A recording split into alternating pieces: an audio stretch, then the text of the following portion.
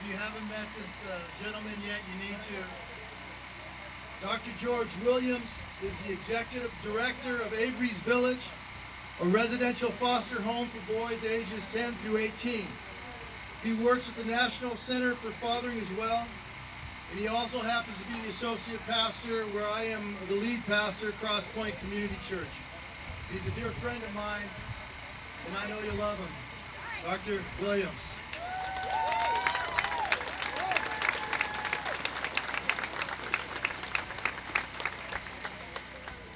I just gotta say that when I was a witness to that video, it did something to me. And I had to write. And so I want to share with you a piece called Stand Up for Black Lives. In our country, in 1865, the U.S. Constitution's 13th Amendment ended black slavery. And in 1868, the 14th Amendment gave African American citizenships and the protection of the law from, among other things, lynching. The 14th Amendment stated that no person would be deprived of life, liberty, or property without due process of law. We can't say that about George Floyd. 152 years later, on May 25th, in 2020, 4 officers of the law who were sworn to uphold the Constitution became the judge, the jury, and the executioner of Mr. George Floyd. Even though arrested, what happened to Mr. Floyd's 11th Amendment legal right to be presumed innocent until proven guilty? Those of us who watched the video saw the horror of what happened to be another modern-day lynching.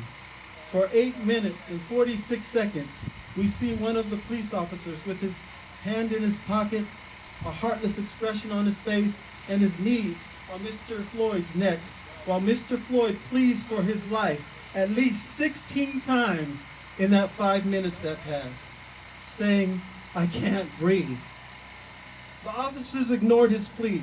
The bystanders who were videotaping the incident tell the officers he can't breathe, but they are unheard. When the ambulance arrives, the officer's knee is on Mr. Floyd's neck a minute longer until the EMT tells him to move it. The ambulance takes Mr. Floyd away and is later pronounced dead at a nearby hospital.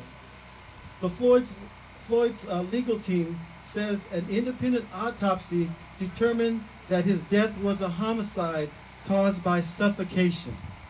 Mr. Floyd's constitutional and humanitarian rights were desecrated. Mr. Floyd was a man, he was a brother, he was a fiance, he was a father. This is very personal. I have a multicultural lineage that shares the African American heritage of Mr. Floyd. So does my wife, Trudy, and my 3 sons, Tim, Jeremy, and Jordy, and our daughter, Sydney. My family and I have lived in Prairie Village for 22 years, and today we are standing up for black lives. From 1619 to 2020, 400 years of Mr. Floyd's experience has been repeated for millions of black men, women, and children who have faced similar and other forms of injustice everywhere in our country.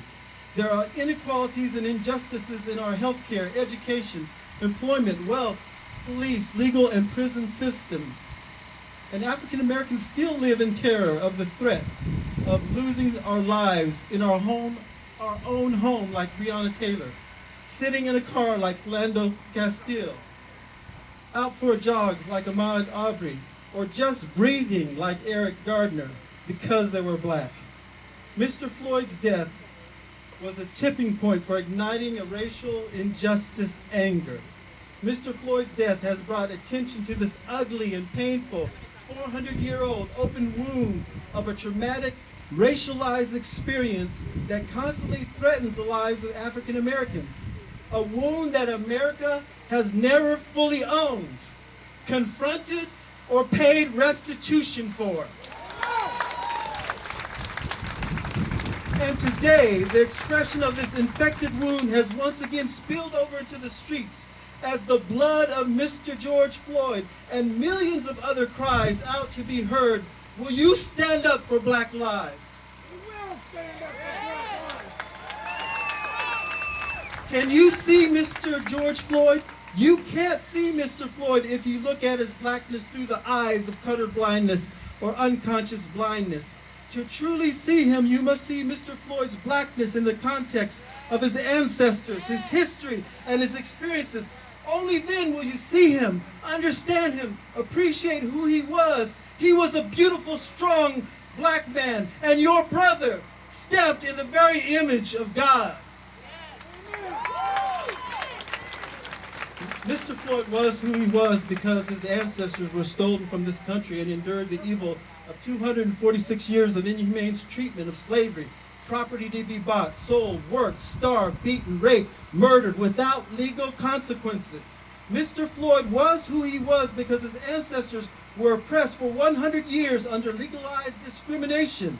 Mr. Floyd was who he was because of his 46 years of living under the disadvantage of a systematic racialized society that fought against him every step of the way, with a war on poverty, a war on drugs, a war of mass incarceration, a war against Black lives. It's time to open our eyes and see that Mr. Floyd and all the Black lives more than matter. Will you stand up for Black lives?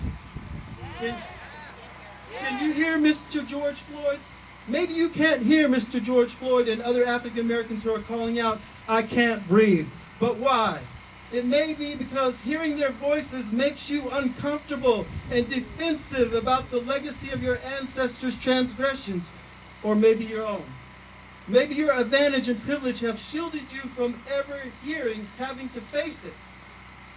Maybe it's just hard for you to hear that your ancestors who covered their ears to the cries of Black injustices made them just as guilty as those who did the evil.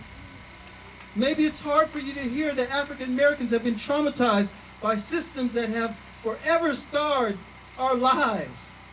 It's hard for you to hear. And that's the problem. It's not about you. It's about hearing Mr. George Floyd's cry and the cry of your Black brothers and sisters who are saying, "I can't breathe. I can't breathe." And finally, it's your turn. You must choose. Will you see Mr. Floyd and his people? Will you hear him and his people? What will you do about it? Will you act justly by seeing the worth and value of Black lives and treating us that way? Will you love mercy by paying the price of identifying with us and doing what it takes to help? Will you walk humbly by not being our Savior and listen and walk in our pain and God's healing? Will you stand up for Black lives? I will stand up for Black lives. I will stand up for Black lives.